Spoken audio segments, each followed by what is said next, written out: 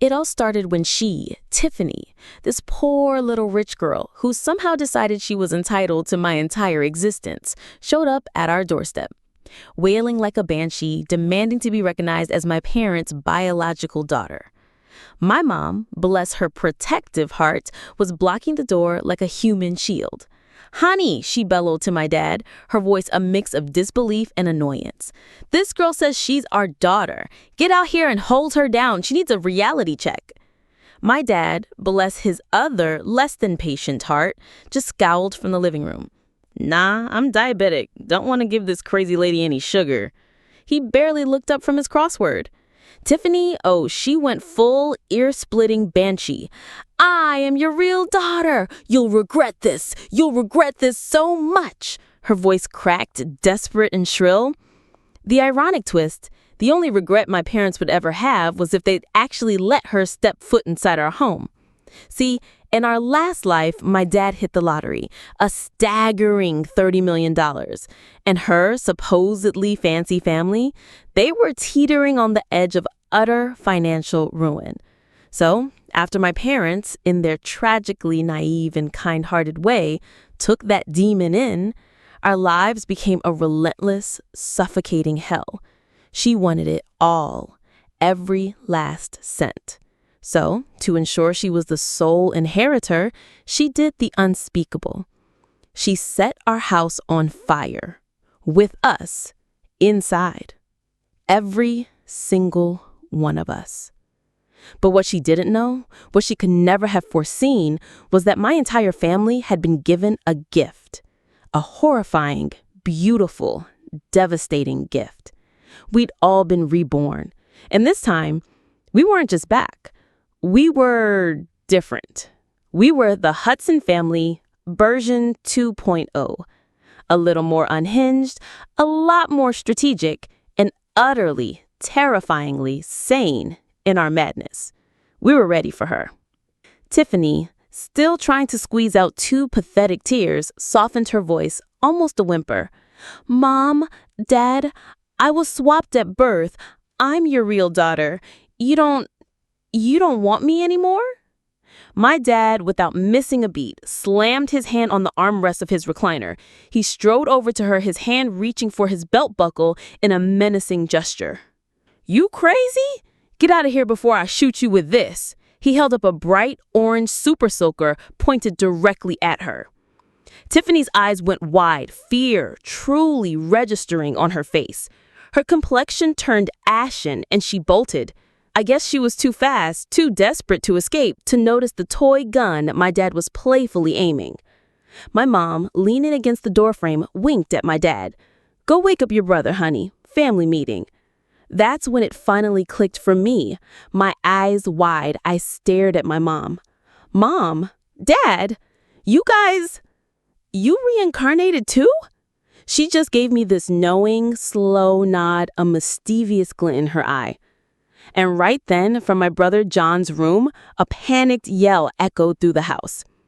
John was practically dragging my dad out the back door, a wild look in his eyes. "Dad, fire! The house is on fire! Run!"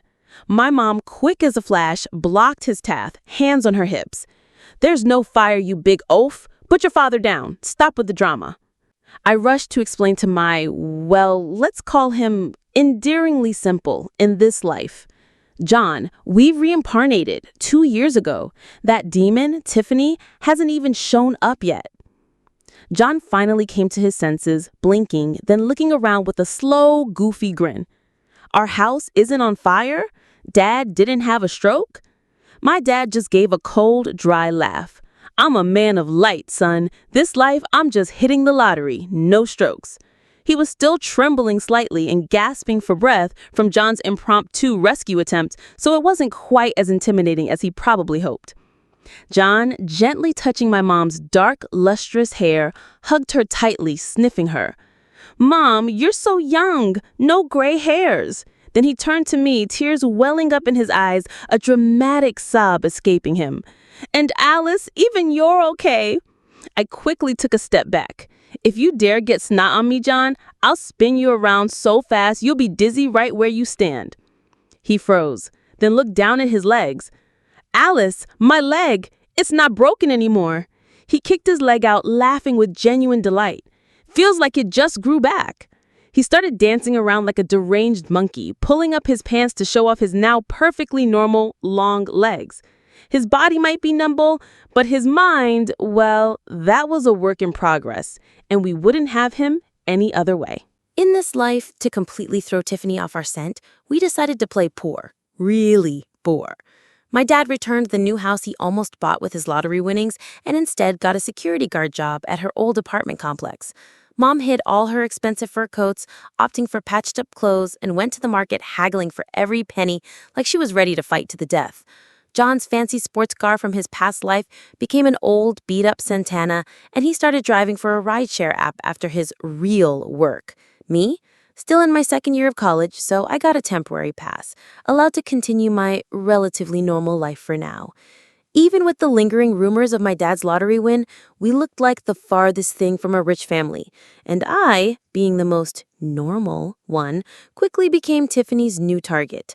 Her real parents, the Smiths, were apparently pushing her to marry this playboy heir, Ryan Gallagher, from a notoriously wealthy family. Tiffany, clearly not wanting him, set her sights on me as a convenient scapegoat.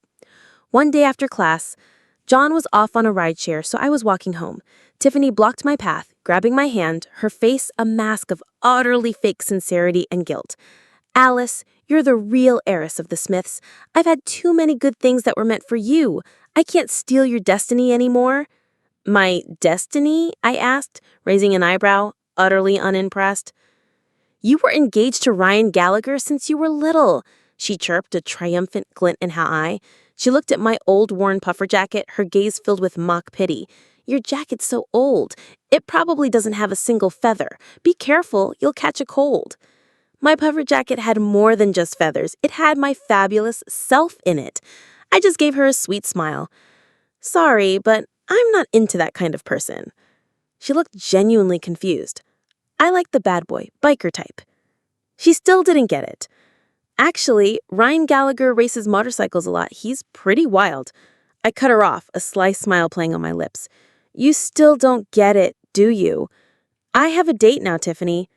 You're still going on dates? She asked, surprised, almost offended. The kind of person I want, I can only find on a blind date. I deliberately took off her sickly, sweet, perfume-soaked coat and handed it back. She reached for it, and I nonchalantly stuffed it into a plastic bag I happened to be carrying. Her hand hung in midair, rigid, probably cold, or shocked. In the past, she'd often told me about the twisted, backstabbing dramas of the rich, how lonely she was, and how she wanted to be my best friend. So I gave her a chance, even took her coat. But when we passed the market and I tried to give her a warm cotton jacket in return, she refused, shivering dramatically in the cold, her lips turning a faint purple. As my brother would say, and often did, what an idiot. We walked in the freezing wind for what felt like half an hour until we finally reached the rundown tea house where the matchmaker was waiting. Tiffany tugged at my sleeve, her curiosity piqued. So who's your blind date? The matchmaker answered for me. He's still inside. He'll be out after the new year. In jail? She whispered. The matchmaker nodded solemnly. He used to commit violent acts. Doesn't anymore.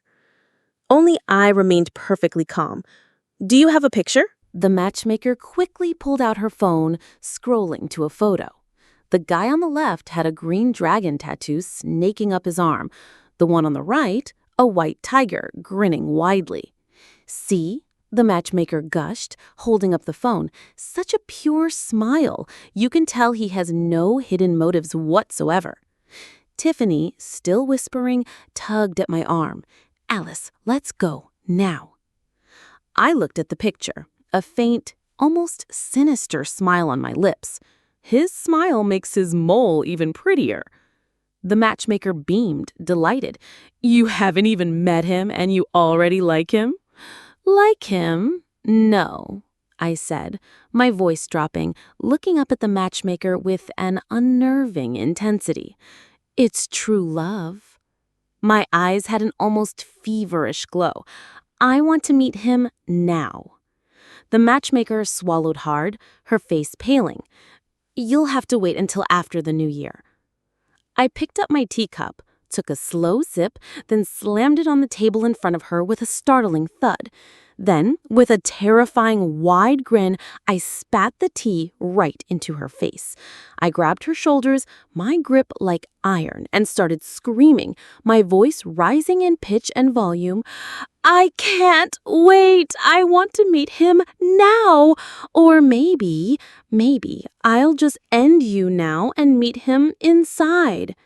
The matchmaker, utterly terrified by my sudden, explosive madness, stumbled back, screaming, "No, stay away from me." She scrambled away, fleeing the tea house as fast as her legs could carry her.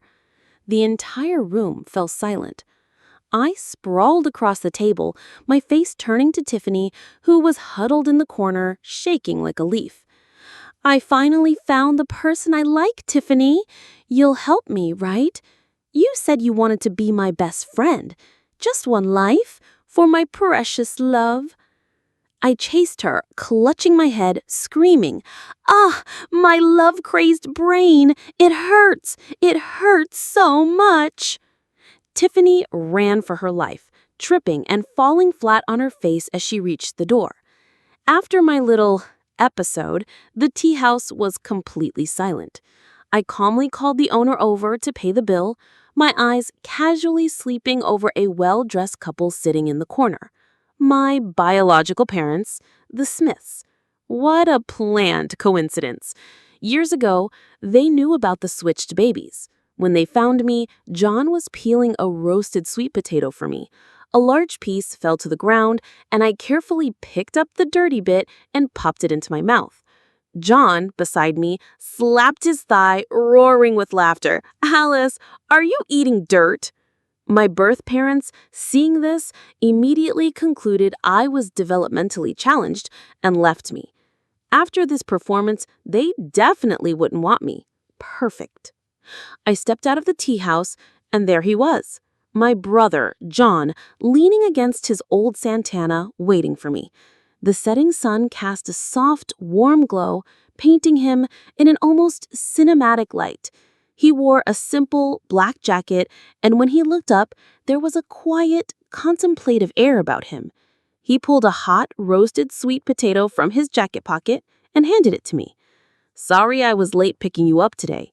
Eat this, but don't tell Mom and Dad, okay?" "Huh," I scoffed, a playful smirk on my face. "You think you can buy me off with just one roasted sweet potato?" He just chuckled, opening the passenger door for me. I was about to get in when Tiffany, appearing out of nowhere, materialized in front of him. She stood there, gathering her courage, looking up at him. "John, actually, I'm your real sister. If you don't believe me, we can do a DNA test right now." She had been thoroughly shut down by my parents and me, so now she was going after John. Persistent, if nothing else. Even though John was a bit simple in this life, his face was still undeniably handsome, like a leading man from a romance novel, earning him a lot of female admirers. But the moment he opened his mouth, any romantic fantasy would shatter into a million pieces. John didn't believe in divine intervention because he was, in his own way, divine. A cold gust of wind blew, and Tiffany, still dressed in her thin clothing, shivered, her face pale. John raised an eyebrow, looking her up and down. "Little sister, are you feeling sick? Why are you wearing so little in winter?" Perhaps his handsome face was too misleading. Tiffany probably thought he was showing her sympathy. Her face flushed, and her eyes welled up with tears as she wailed, full of helpless resentment. "John, I am your real sister. Why won't you acknowledge me? Did Alice say something bad about me? She's not a good person. She bullies me at school because she's the real heiress now." I just quietly peeled my sweet potato, watching the drama unfold. Spoiled? In her eyes, my brother who had dragged me home with a broken leg in our past life was just spoiling me? Was she jealous? This was truly insane. John, probably thinking she was genuinely ill, frowned slightly. "You said you're my sister?" Tiffany nodded frantically, about to rush into his arms to embrace him. John quickly took a step back, looking serious. My sister dares to eat dirt. Do you dare? Tiffany froze, her eyes slowly shifting to me. I was squatting down, carefully picking up a large piece of sweet potato I'd just dropped, intending to throw it in the trash. When I looked up at Tiffany, the sweet potato was still steaming in my hand. I slowly chewed and swallowed the mouthful of food, then deliberately licked my lips. John lowered his voice, dead serious. If you eat it too, I'll believe you. Eat dirt? Tiffany's face went white. She stood frozen, rooted to the spot. She probably never expected that our family, every single one of us, was completely unhinged. The next second, she was running, arms flailing like a panicked goose. Back at school, the news about me and Tiffany being swapped at birth had spread like wildfire. Tiffany looked at me, her face a picture of wronged innocence. They kept asking me why my parents kicked me out. I accidentally blurted it out, Alice. You won't blame me, right? Her posse of friends immediately jumped in to defend her. She's the real Miss Smith now, Alice. You should be happy for her. Why would you blame her? Tiffany, you're so pitiful. Alice, you're such a sly one. I was completely captivated by Tiffany's Oscar-worthy performance, so I started clapping slowly, mocking her. Sly, a master of slyness. Her friends stepped in front of Tiffany, forming a human shield. Alice, who were you calling sly? A flicker of pure hatred crossed Tiffany's eyes, quickly replaced by another burst of fake tears. Ryan Gallagher saw your picture and was immediately smitten. He's looking for a way to meet you. You two are truly a match made in heaven. I can only withdraw my feelings, Alice. I wish you both happiness. She slowly walked closer to me, whispering just loud enough for the two of us to hear. Don't think faking madness scares me. I'm not easily intimidated. And don't forget, your fiancé is a twisted individual. Let's see how you fake madness in front of him. I'd known Ryan was a twisted individual for a long time. In our past life, he's the one who had John's leg broken. I was actually hoping for a chance at revenge. I looked into her slightly deranged eyes, and instead of anger, I felt a chilling amusement. Well, thank you then.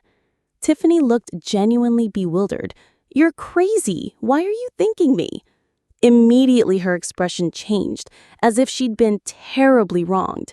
She shrieked, Alice, even if everything belongs to you, you can't bully me like this. Her friends rushed forward. Alice, are you relying on your new identity to bully Tiffany? This world isn't just about money and power. Apologize to Tiffany now. Seeing Tiffany trying so hard to squeeze out tears, I almost felt a pang of pity for her. No tears. That must be frustrating, right? She looked surprised by my sudden concern. Then I grabbed her by her hair, slamming her face directly into a pile of dog waste in the flower bed. Finally, just as she wished, she started crying. A lot. And it was very, very ugly. For the rest of the afternoon, I didn't see any news about the real heiress bullying the fake heiress. Despite all her friends being eyewitnesses, I turned around a little disappointed when my eyes met a leering gaze. I immediately recognized the pervert, Ryan Gallagher. Recognizing me, he grinned, a slimy smile. So, you're my fiancé. You're exactly my type. I grinned back, playing along perfectly. I never thought I'd meet you here. Do you know how long I've waited for you? I've waited so long I've become an old maid. I was even planning to go find you myself. Who knew you'd deliver yourself right to my doorstep? I leaned in, my voice dropping conspiratorially. I have a bit of social anxiety, because of my brother. Even stray dogs avoid me when he's around. When I was little, I always went to school with him, and no boys ever dared to talk to me. Do you know my brother? He had a broken leg once. Ryan narrowed his eyes, looking up and down me. I don't know any disabled people. My brother isn't disabled.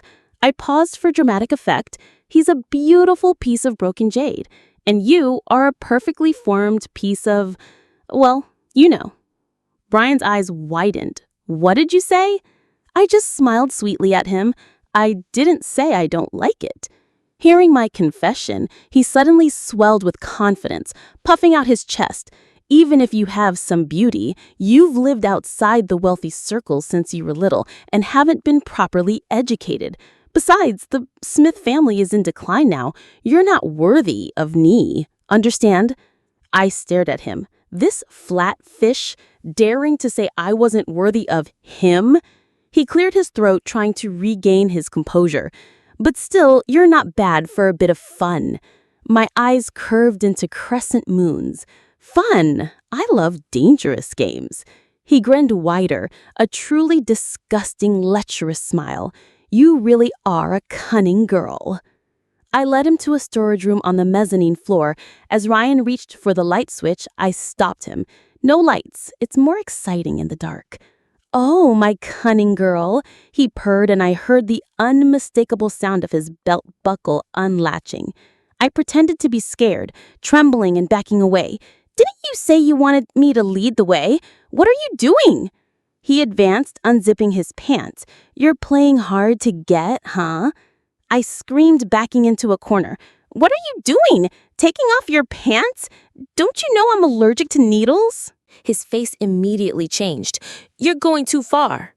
Oh, it gets even further, I shrieked, grabbing a broom nearby and swinging it wildly at him. My strikes seemed chaotic, but every single one was aimed directly at his lower body. Ryan clutched himself, doubling over, whimpering. He pointed a trembling finger at me, his voice a pathetic squeak. Do you believe I can make your whole Smith family go bankrupt?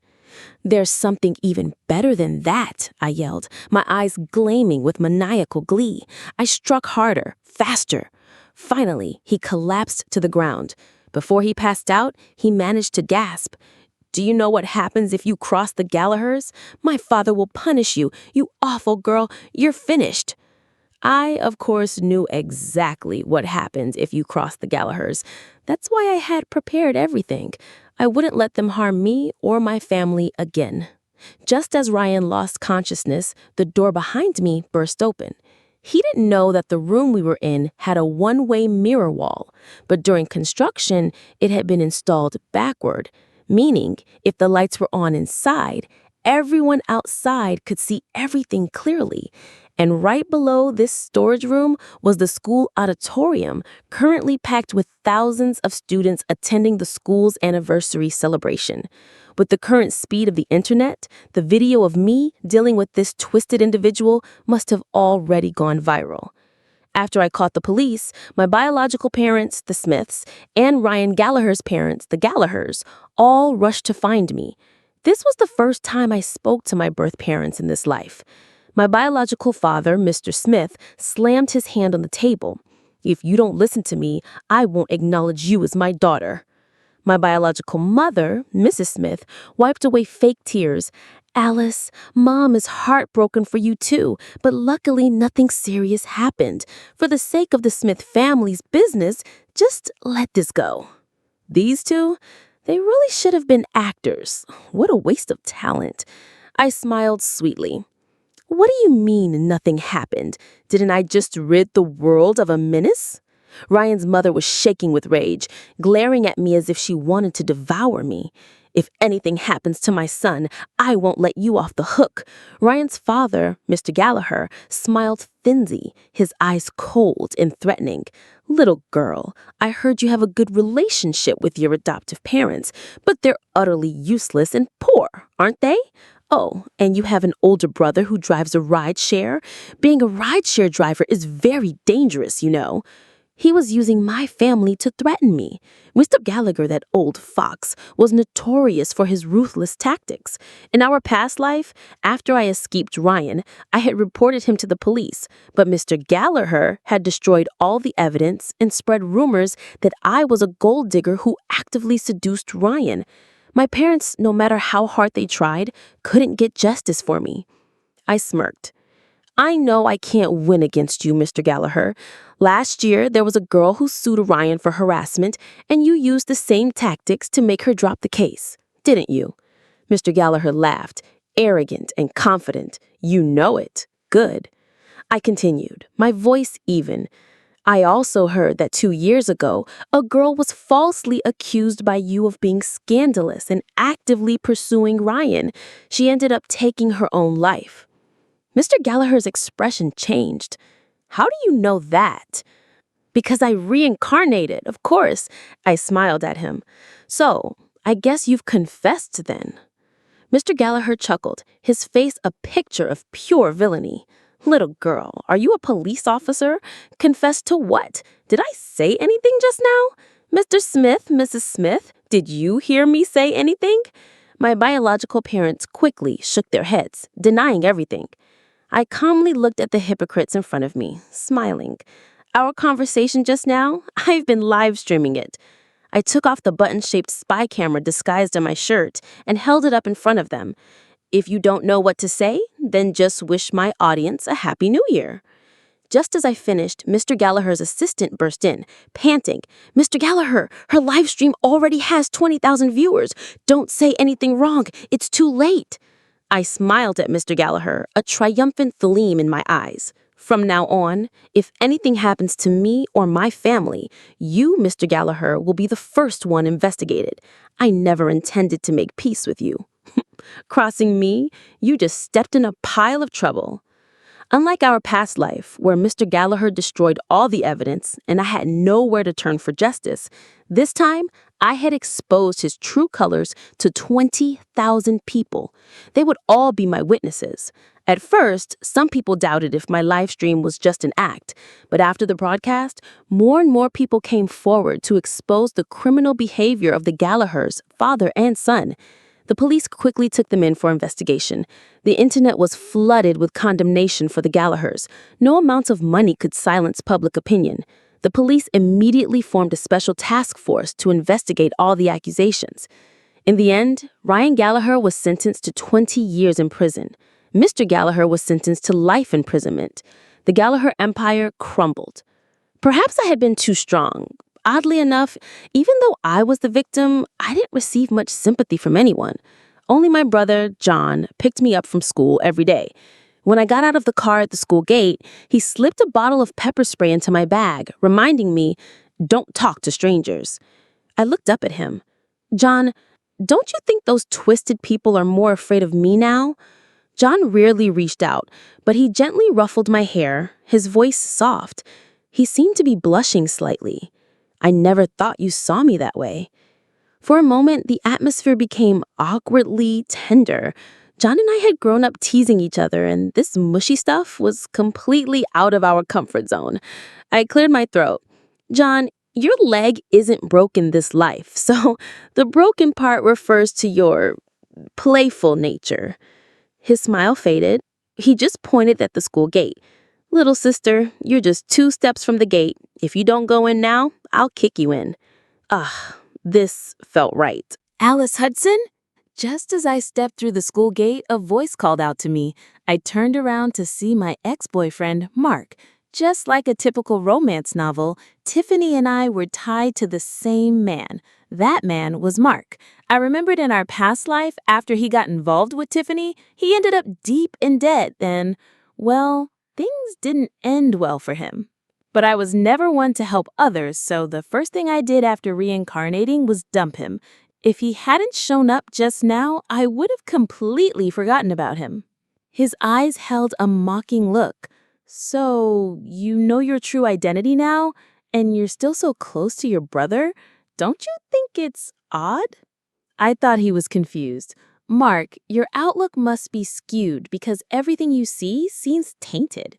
His fingers trembled as he pointed at me. "A girl like you? How can you say such things? I really misjudged you." I didn't bother with him and continued walking into school, but he called out again. "I know you were difficult with Tiffany that day." I covered my mouth, feigning shock. "You know everything?" Mark walked up to me, looking down with a superior air. "Apologize to her. Maybe then I'll forgive you." I looked at him with sincere curiosity. "I won't apologize, but can I make a barking sound?" Mark frowned slightly. "Alice Hudson, are you crazy?" The next second, he and I spoke in unison. Tiffany is the purest, kindest girl I've ever met. I won't let you be difficult with her. He looked at me, astonished. How did you know what I was going to say? Nonsense, I scoffed, scratching my ear.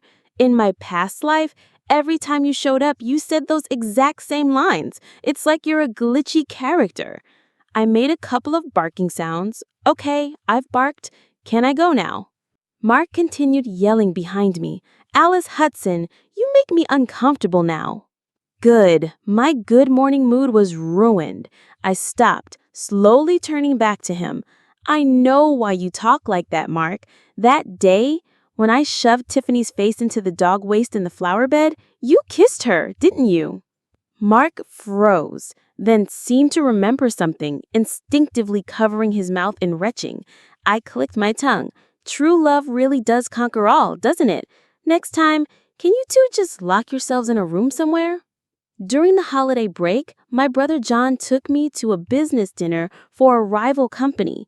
John was currently starting his own business with his college friends. In our past life, when he started his business, our whole family was shocked to discover that John, our seemingly simple boy, actually had a brain. My mom had always thought his brain had been discarded with the placenta at birth. If it weren't for the fire Tiffany caused in our past life, even with the broken leg, John would have become a successful young man. My dad, without hesitation, invested in his company. John's company grew much faster in this life, but right now, he was facing a fierce business war. The rival company's people had bribed their gardener to pour boiling water on their company's money tree and killing it. John handed me a precious Menikani Neko Lucky Cat figurine that our dad cherished. Later, when no one is looking, swap their lucky cat with this. It's our dad's good luck charm. I looked at the cat in my hand, bewildered. John, don't business war novels always involve commercial spies stealing trade secrets? I sighed. Is real-life business warfare just this? John chuckled softly. We have commercial spies too, just a higher level. He lowered his voice. Our dad is working as a security guard at their rival company now. I'll call him later and tell him to cut the power. You make your move then. I followed John into the dinner party, and sure enough, Tiffany was there. She must have hated me to death by now. When John went to network, she approached me. Alice Hudson, how can someone like you possibly come to such high-class places? I twirled the glass of juice in my hand, smiling sweetly. You, so common, can come. Why can't I? She bristled, her hand trembling, about to throw her glass of red wine at me. The next second, a blur. John's hand shot out, grabbing her wrist. Honestly, my brother's speed was like he had teleportation skills. Tiffany looked at John, her eyes fixed on the six-figure wristwatch glinting beneath his suit cuff. John, when did you get so rich? John smirked. You know how there's a Saudi Arabian billionaire adopting kids around here? Tiffany's eyes immediately lit up. Is that you? I have nothing to do with him. John's expression slowly turned cold. He roughly threw her hand away, and neither do you. Tiffany put on her weak, white lotus act, her eyes red-rimmed. John, I'm clearly your real sister. Why won't you acknowledge me? Did Alice say something bad about me? She's not a good person. She bullies me at school because she's the true heiress now. John tilted his head, looking at me. Is she right? I nodded solemnly. Tiffany clutched her chest, trembling. She admits it. She bullied me. Her voice wasn't quiet. She practically wanted everyone in the room to hear it. John's expression changed. He began to scold me.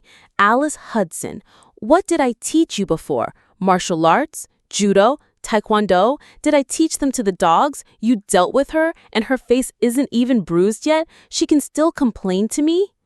I lowered my head, feigning apology. I'm sorry, John. I didn't mean to hold back. Tiffany stared at us dumbfounded, so angry she couldn't speak. You, how can your 98.6-degree mouth say such cold words? I helped her finish the sentence she was trying to form. She still looked like she was about to cry. You. John finally couldn't take it anymore. You all day. Are you trying to lay an egg? I really want to throw you into a deep fryer and see if it's the oil splashing or you splashing. My brother's words, laced with sharp wit, were like a warm blanket in a cold winter night. Many people around us were staring. The CEO of the rival company seized the opportunity to mock John. "Mr. Hudson, how can you be so harsh with the weak girl? I told you Mr. Hudson has a character problem." John laughed coldly. "If she fell into the swimming pool, the whole pool would turn green. Mr. Lee, you saw what just happened and you don't want to show displeasure, but you still defend her? Are the two openings above your nose just for breathing? Looks like Mrs. Lee's life must be quite hard, isn't it?" At this, Mrs. Lee, standing beside Mr. Lee, shot him a murderous glare. John tugged at my sleeve, whispering, "Stay away from her. I heard Mrs. Lee used to be a discus thrower. Be careful not to get hurt. She wouldn't strike in front of everyone, right?" With so many people watching, probably not. John hadn't even finished his sentence when there was a sudden click and the room plunged into darkness. My dad had cut the power. Immediately, terrified screams erupted and the scene became chaotic. I quickly pulled out the lucky cat from my bag, swapped it with the rival company's lucky cat at the door, and then with John, we ran out. After discovering our family was rich, Tiffany clung to us like a leech, just like in our past life. She showed up at our house with a bouquet of carnations, her eyes filled with fake pity. Carnations symbolize motherly love, but I've never felt motherly love since I was little. My mom cut her off coldly. "Actually, I prefer sunflowers." Tiffany blinked. "What does sunflowers mean?" My mom smiled, a chilling edge to her voice. "At least when I listen to your nonsense, I can chew on some sunflower seeds." Tiffany straightened her expression, pulling out a DNA test report. "Mom, I'm your real daughter. This is the DNA report I secretly got using your hair." My mom looked at her, then back at me. "My daughter isn't at home right now?" Tiffany continued, "Alice and I were swapped at birth." "What?" My mom immediately snapped into character, rushing forward to grab Tiffany's shoulders and shaking her violently. "Someone kidnapped my child? Where is she? Where is my child?" Tiffany was practically rattled into oblivion, struggling to speak. My mom didn't wait for her to finish. She directly grabbed Tiffany's hair, slammed her face to the ground, and started rubbing it back and forth. Then she directly sat on Tiffany, unleashing a flurry of slaps. "You deceitful one! I treated you like a human, and you want to crawl into the animal kingdom? One slap to change your wisdom teeth into front teeth, another to put your medical insurance into debt." My mom's fighting prowess was explosive. No one around dared to get close. Finally, someone called the police. At the police station, the police showed my mom the DNA test report. My mom finally came into her senses, as if waking from a dream, looking at Tiffany, whose face was now swollen from the beating. "You're not a deceiver. You're really Tiffany?" Tiffany burst into tears, about to call out Mom to acknowledge her, when my mom instinctively raised her hand and gave her another resounding slap. "Oops, sorry, I see you crying and I just want to slap you. My only hobby is playing with my kids. You won't mind, right?" I felt like both my brother and I were a little off. Maybe it was because my mom played with us too much. Before parting ways, my mom held Tiffany's hand, her voice soft and sweet. "Don't be scared. We always have painkillers at home. Remember to come home often to visit." In this life, the Smith family did not go bankrupt like in the previous one. After the Gallaghers, father and son, were sentenced, the Smiths seized the opportunity to take over many of the Gallagher Group's resources and projects. During this period, the Smith family became even more glorious than at their peak. Because of the previous incident, my biological parents naturally didn't acknowledge me. Tiffany once again became the grand heiress of the Smith family, just like before. At graduation, she stood right next to me, looking at my parents in the audience with disdain. "Alice Hudson, do you regret it? Everything I have today should have been yours. The moment we step out of this school gate, someone as common as you won't have the right to stand equal to me. Now you can only live your whole life in that poor, shabby house. No matter how crazy you get, you can't change anything." Her voice grew increasingly smug. I tilted my head slightly, looking at her. "It's graduation today. My family is all here, but your parents aren't." She maintained her haughty demeanor. "They're busy with business. Who cares about coming to a place like this?" Then, as if remembering something, her voice dripped with malicious glee. "Oh, and your brother. Why isn't he here? I've asked around everywhere, and no one has heard of a John Hudson. He's probably wearing fake luxury watches and was apprehended, right?" My brother John was famously known as the mute CEO in his company. To avoid him opening his mouth and offending clients, he rarely attended social events outside of work, so naturally, not many people knew him. Looking at Tiffany's incurable arrogance, I decided to ignore her. Just then, the announcer was thanking the school's benefactors. The first name called was my brother's. The screen projected the image to the side of the stage. John and the school principal walking onto the podium together. My parents were enthusiastically taking photos with their phones. My college graduation and my brother's successful career were both reasons for them to celebrate. I casually glanced at Tiffany. "I'm not like you, Tiffany. I don't care if you regret it or not, because in my eyes, you're just a complete idiot." In her past life, all she learned from the wealthy family was indifference, selfishness, and self-interest. Everyone in my family treated her well, trying to compensate for her lack of affection in her adoptive parents' home, to let her experience the warmth of a true family, even for a short time. But in the end, she still committed an unforgivable act. It just goes to show that blood ties aren't the only way to bind a family. This life, our family would have no further connection to her. After graduating college, I went straight to work at my brother's company. Tiffany also began taking over the Smith family business, constantly going head-to-head with us. After work, John invited me for roadside skewers. The autumn wind blew, scattering fallen leaves across the ground. John stood in front of the skewer stall, eating and chatting with me about everything, from company development strategies to fundraising and IPOs. The people around us eating skewers stared at us like we were two lunatics. I cleared my throat. "John, instead of talking about fundraising and IPOs, you should probably figure out how to deal with the Smith family. They've snatched all our projects." John slowly chewed his skewer. "The Smith family? They're almost finished." At that moment, a sudden gust of wind swept by. John said this with a chillingly cold expression, his voice low and deliberate. He wore a sharp black suit, his tie perfectly knotted. If he hadn't been holding a giant skewer of grilled meat, he would have looked exactly like the domineering CEO from a novel. "John, let's go home. I'm a little tired." "Tired from what?" he asked, a hint of amusement. "From watching you act like a domineering CEO all day. My toes have been curled up all day," I replied, stretching. "Of course I'm tired." Not long after, the projects Tiffany's family had snatched from John's company all exploded, leading to massive losses. I looked at my brother astonished. "John, are you a business genius? How did you predict these projects would have problems? When they snatched the projects, you were acting all dramatic, beating your chest. Did you know all of this beforehand?" John smirked. "Nonsense. Your brother is also reincarnated, you know." He paused, a strange look in his eyes. "No, wait. In our past life, we were already dead by this point." I suddenly remembered something, my head snapping up to look at him. "John, you mean you didn't die in that fire?"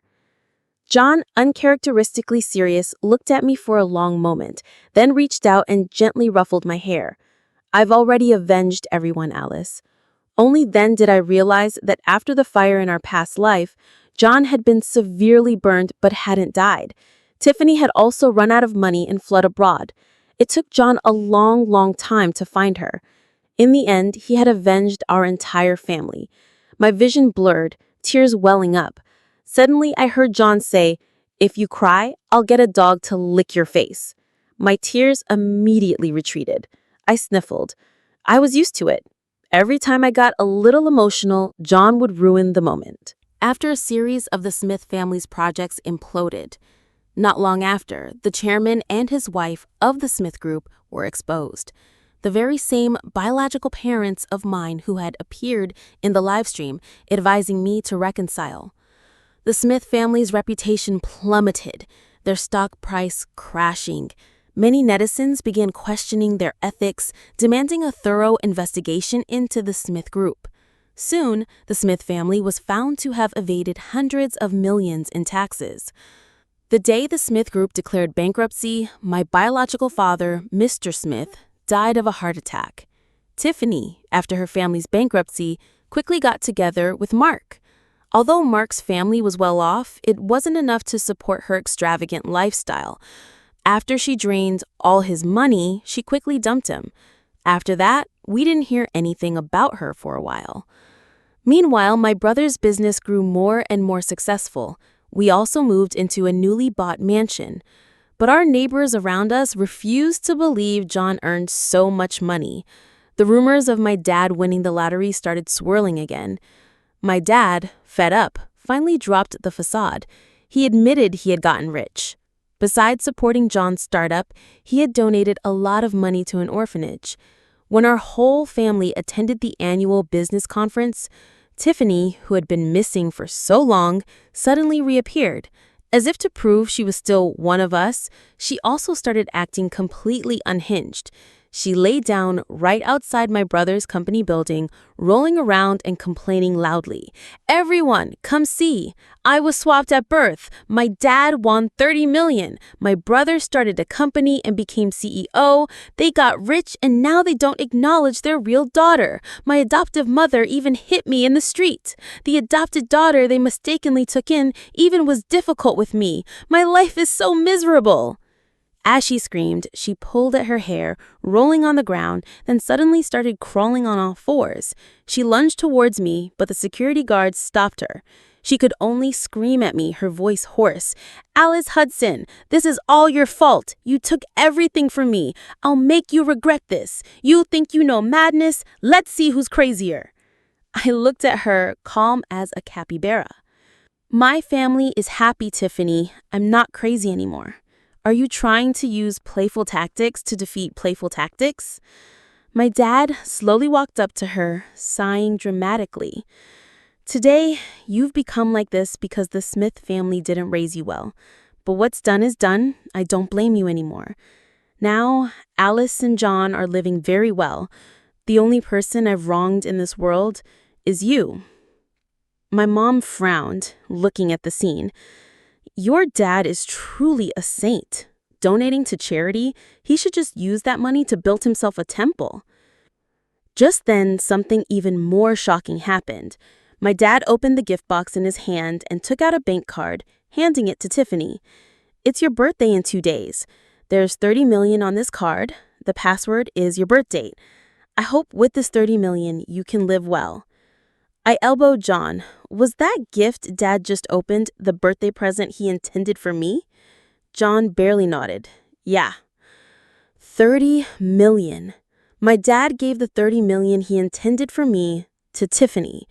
I felt like I was about to faint from the shock. Tiffany looked at me, clutching the bank card tightly, then she scrambled to her feet and ran off. I was still reeling from the shock. My dad winked at John. "Quick. Call the police. Officer Jones from the station just called. Tiffany's adoptive mother, Mrs. Smith, is dead. Tiffany is the prime suspect." I stomped my foot, anxious. "But Dad, you just gave her so much money. What if she escapes abroad?" John raised his eyebrow, looking at me. Where would Dad get so much money? The lottery winnings were taxed 20%. Then he supported my startup and donated so much over the years. Right, Dad? My dad was long out of money. Hearing money, my brain finally rebooted. I really do love money. My dad pulled another card from his pocket, handing it to me. "Alice, this card is my compensation for you." I smiled, my eyes crinkled at the corners as I took the card from his hand. Very quickly, my smile shifted to John. "Dad, I think it's good for young people to be self-reliant. You should keep this card for John instead." My dad scolded me for being ungrateful. "This is a limited edition Maneki Neko card. Someone on the internet offered $3,000 for it, and I didn't even sell it. I'm truly disappointed in you." Apparently, before she was caught, Tiffany was shoving the card my dad gave her into an ATM. Then, when she saw the small print on the back of the card, she started screaming like a maniac. I hope you stay healthy with this 30 million. I hope you stay kind. I hope you always believe in the light. Scan the QR code at the bottom right of the card with your phone, and you can even play the birthday song my dad recorded for me in the studio. Truly despairing. Tiffany, accustomed to a life of luxury without labor, reportedly broke into the Smith family home to steal things and was discovered by Mrs. Smith. In the struggle, she strangled the woman who had raised her for over 20 years, killing her. Mrs. Smith's body wasn't discovered until many days later. After Mrs. Smith's death, Tiffany was constantly in a state of mental instability, doing many unimaginable things. She was later diagnosed with a mental condition. We sent the video surveillance of her acting crazy outside my brother's company building to the police.